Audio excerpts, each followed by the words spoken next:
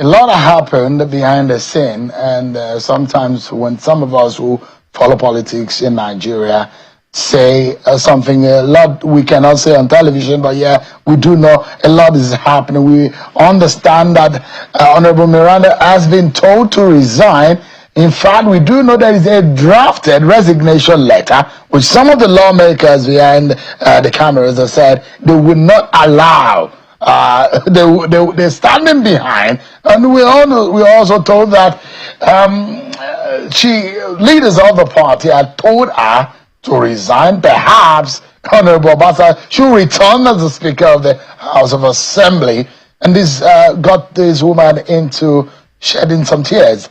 A very emotional moment for Honorable Miranda. How long she's going to be in that chair, well, can only be determined by those who are in that chamber, who stood today to say they are reposing their confidence now, and they voted confidence on our leadership today in Lagos State House of Assembly. What is worrisome, however, is what has become the invasion and the attendance of security agents bearing arms in the hollow chambers of the House of Assembly. Is worrisome for our politics. But well, let's get some commentary. First and foremost, let me get in the Lagos State Labour Party governorship candidate in the 2023 election. Mr. Gbadebo Rhodes-Vivour is live for us. Mr. Rhodes-Vivour, thank you so much indeed for joining us tonight. Let me get your take. You've been watching and looking at what is happening. What is your view and take on what you saw happen today, especially what you can see on national television this evening? It was a major low for politics in Lagos State, and I like as you introduced the fact that Lagos State has had its sophisticated political history for a very long time. Since the 1800s, there's been a demand for an independent legislative arm, while it was still a protectorate.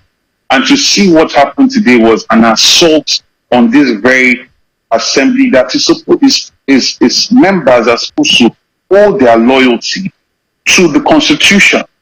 And anybody that is trying to capture it for whatever political interest or one person's interest and is trying to defile what this assembly is supposed to be, it should be it's a big shame. The 2020 election showed Lagos politics to go to a low. This is there was an attempt today to take the politics of Lagos State to a whole new low. And I have to say, I give a lot of credit and respect to the assembly members for standing their ground, for standing behind the process through which they elected their current speaker. And it's unfortunate that all the allegations that were brought against the former speaker, 17 billion for a gate and all sorts of corruption allegations, we have not seen anything come of it. The FCC has not investigated. All of these corruption allegations are still in the air. But we must understand also that it's very unfortunate to put also an indigenous of Lagos. I mean, indigenous of Lagos are looking at the first time where, okay, the third position, we can see a daughter of ours, and imagine what they're thinking, seeing all this harassment of her, right? And armed men coming into the state assembly is a big disgrace. It's a big disgrace, and it's a new low for our politics in Lagos State. There isn't any excuse. We have seen them try to frame and spin narratives. What we saw today happen in the State Assembly was disgraceful. It must be condemned, and we must find people that were behind this thing, and they should be brought to book. Because setting this kind of dangerous precedent starts to create the foundation to turn any state to a banana republic. And Lagos State has gone past that hundreds of years ago.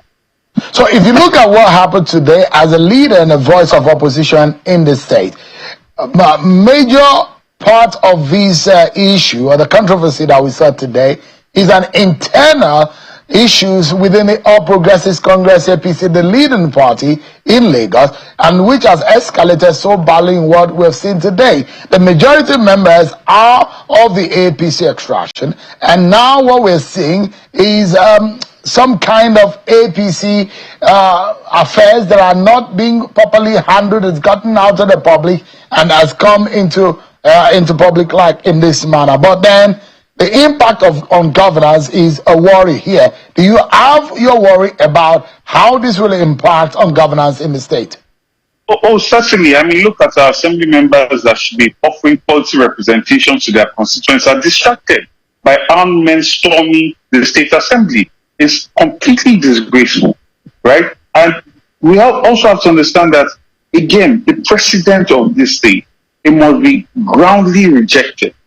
It must be roundly rejected by everybody. And yes, it's an in-house party situation, but whoever is behind this should solve this problem in a civilized fashion, right? Because the state assembly must owe its loyalty to the constituents, to their respective constituents, not to a godfather, not to any particular one person's political interest, right? It must be to the constituents that elected them to come into this position. There are ways to solve these problems.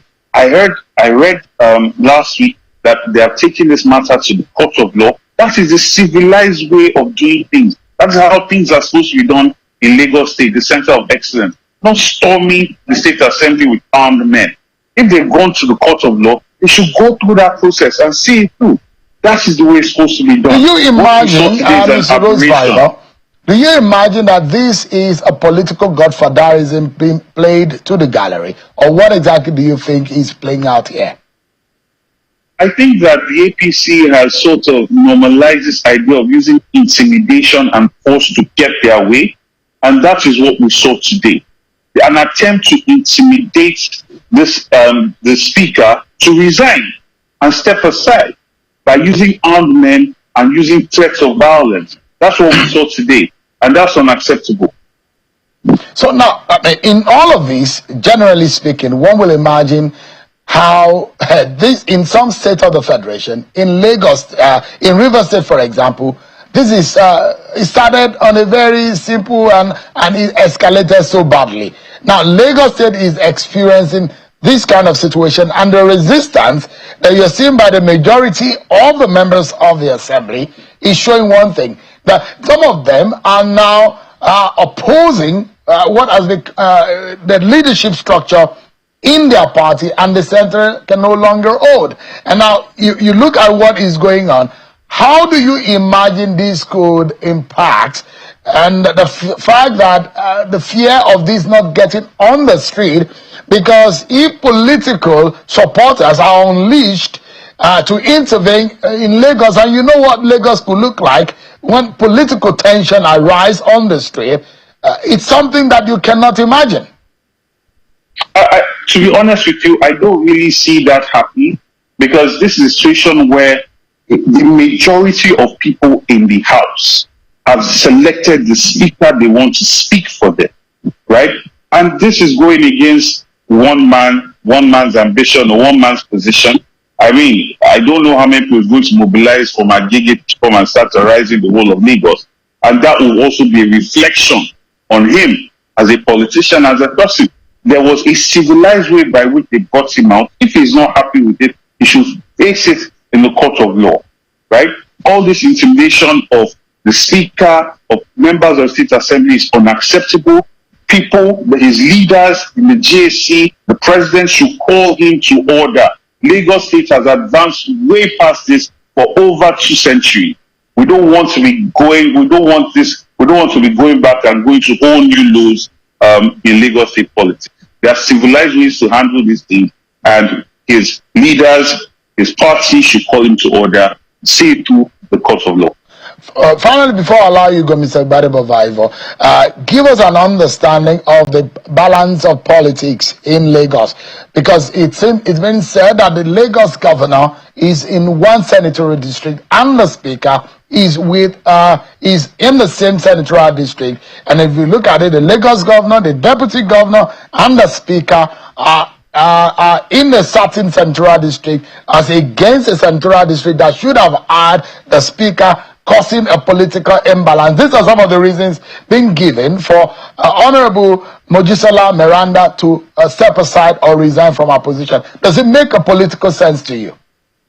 You know, after we had a Muslim ticket run in this country, right, I've started to question all these norms that we've had before the election that brought the current people that are occupying Aso Rock.